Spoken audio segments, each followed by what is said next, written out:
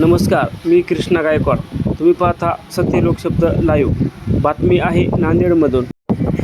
माणिक उद्धव निलेवाड, राहणार शिवाजीनगर, नांदेड येथील रहिवासी असून नेताजी सुभाषचंद्र बोस महाविद्यालय नांदेड येथे 2006 पासून सेवक या पदावर कार्यरत असून सन 2016 मध्ये सेवक या पदावर नेमणूक करण्यात आली.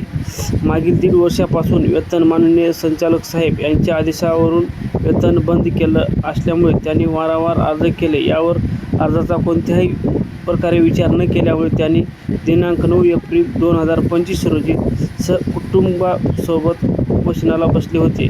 उपोषण चालू असतानाच माननीय संचालक उच्च तंत्र शिक्षण विभाग नांदेड यांनी 12 जुलै 2025 अर्जाची योग्य दखल घेऊन तुम्हाला न्याय देण्यात येईल असे आश्वासन देऊन त्यांना, परंतु संबंधित अधिकारी यांच्याकडून उडवाउडवीची उत्तरे मिळाली.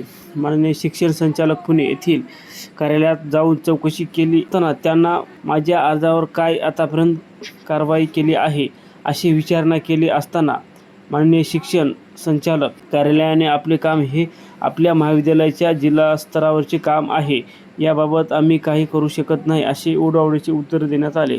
नांदेड जिल्हाधिकारी कार्यालयासमोर 23 एप्रिल 2026 पासून आमरण उपोषण करीत असले. 2006 पासून काम करत मधून माणिक उद्धव निलेवाड आहे. आज म्हणजे 2006 पासून काम करत असते आणि 2016 मध्ये ऑर्डर दिलेली आहे मागची आणि 3 वर्ष पगार उचललेली आहे आणि अचानक 3 वर्ष पगार उचलून अचानक बंद करून टाकलेत आणि आज मी घरमध्ये रस्त्यावर आले. लेकरं बायको मला शिक्षणाचं लेकराचं काही चालत नाही.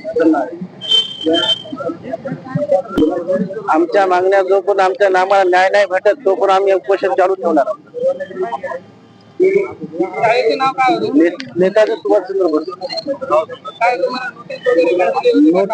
नोटीस काय नाही दिली आम्हाला, फक्त पगार बंद केली, उपचार बंद केली सांगण्यात आम्हाला.